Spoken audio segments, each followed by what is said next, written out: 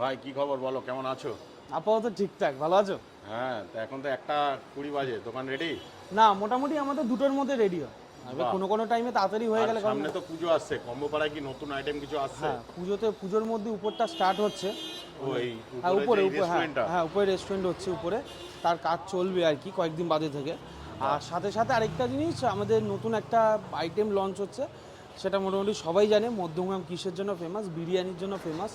তো আমরা লাস্টে কম্বো পাড়াতে আমরা বিরিয়ানিও পাবো? হ্যাঁ, বিরিয়ানিটা অ্যাভেলেবেল থাকছে, কারণ এটা আমি চেষ্টা করছি শুধু বিরিয়ানি বলে না, এরপর কাবাব যে আইটেম আসছে রসিডেরি যেটা হয় আমাদের চিকেন, ফ্রাইড চিকেন থেকে শুরু করে, তারপর আমাদের lachha paratha, butter chicken combo থেকে শুরু করে আরও সেটা প্রচুর। কবে থেকে শুরু হবে, এটা পুজোর আগেই? যেগুলো আমি বললাম সেগুলো পুজোর আগে আগে শুরু হবে। বিরিয়ানিটা আর চাপটা তো অলরেডি আমাদের রেডি, মানে চাপটা পোলাও দিয়ে, চাপের পোলাও বা চাপ দিয়ে ফ্রাইড রাইসের কম্বিনেশনটা কোথাও নেই মধ্যমগ্রাম বুকে। আলাকাটে পাওয়া যায় আলাদা করে, কিন্তু কোথাও মানে কম্বো হিসাবে পাওয়া